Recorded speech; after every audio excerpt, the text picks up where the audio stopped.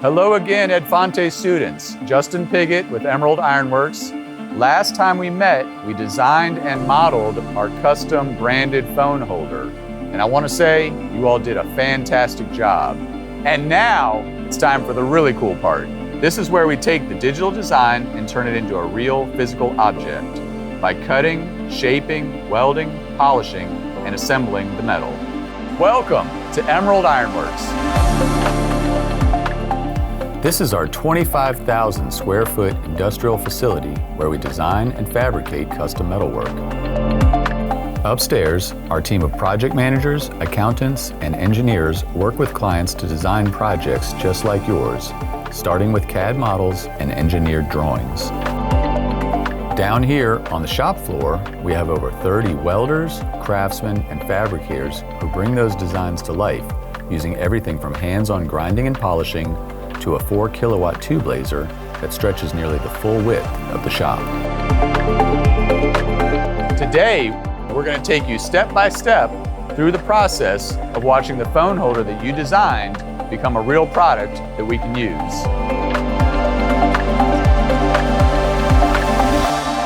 All right, before we go into metal fabrication, it all starts right here on the computer.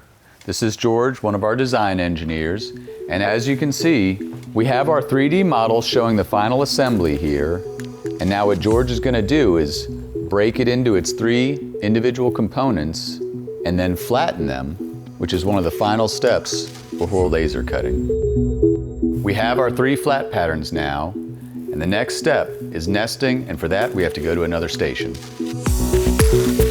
This step is called nesting. It's where we'll take the individual design files and lay them out on the metal sheet. The software will use an algorithm to lay out the parts in the most efficient way possible, maximizing both cutting and material efficiency. We're producing 50 phone holders, which means cutting over 150 individual metal pieces. Once the nesting is finalized, we're ready to move from digital design to physical fabrication. We start by unloading the 4-foot by 8-foot sheets of 16 gauge stainless steel and bringing them into the shop.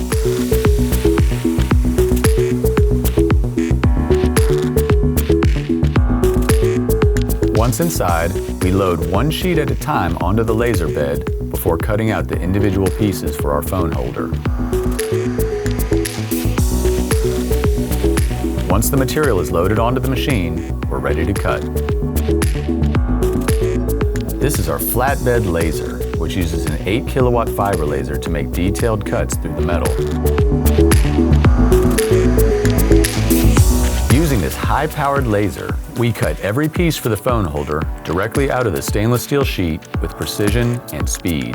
This machine handles both cutting and engraving, which means it doesn't just cut out the shapes, it also engraves details like the AFA-themed logo directly into the metal. The laser we're using operates at 8,000 watts and can move at speeds of over 1,500 inches per minute.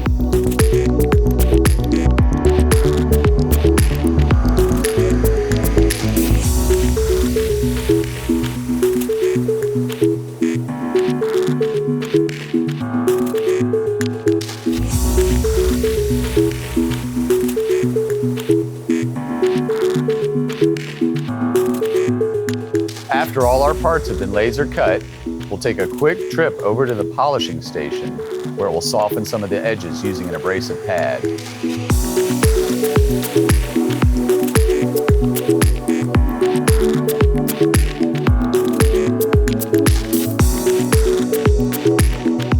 Some parts of the phone holder don't stay flat. This is our 75-ton press brake, which can make exact bends in metal plate up to 1/4 of an inch thick. The operator follows exact specifications from the CAD design, sets up tooling, sets up the bend procedure, and checks the angles to ensure every part is consistent. Even small changes in angle can affect how the final product fits together, so precision here is critical.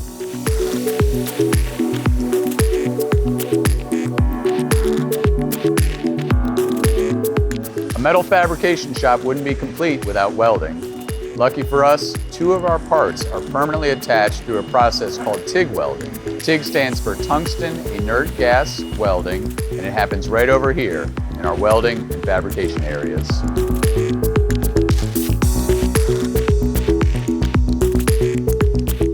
TIG welding allows us to create clean, strong welds with a high level of finish quality. This process fuses the metal together while maintaining the clean, finished appearance and not introducing too much heat to the metal, producing the polished, professional look that we need.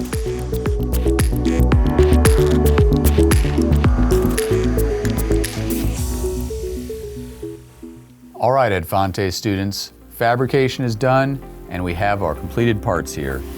This is the main phone holder assembly, which we laser cut and bent. And then we've threaded the two holes here at the bottom, which will allow us to put in 2 screws. And then here we have the bracket, which of course has the scroll, which we welded to the Z-bar. And now the only thing left to do is put it together, which I'm going to do with you back in the classroom, just like this. We're screwing the Z-bar on with 2 machine screws using an Allen key driver.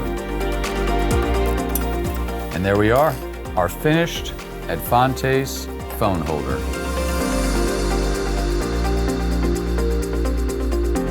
All right guys, the phone holder came out great. And now it's back to the classroom where we're gonna put them all together as a group and you'll get to take one home for yourselves.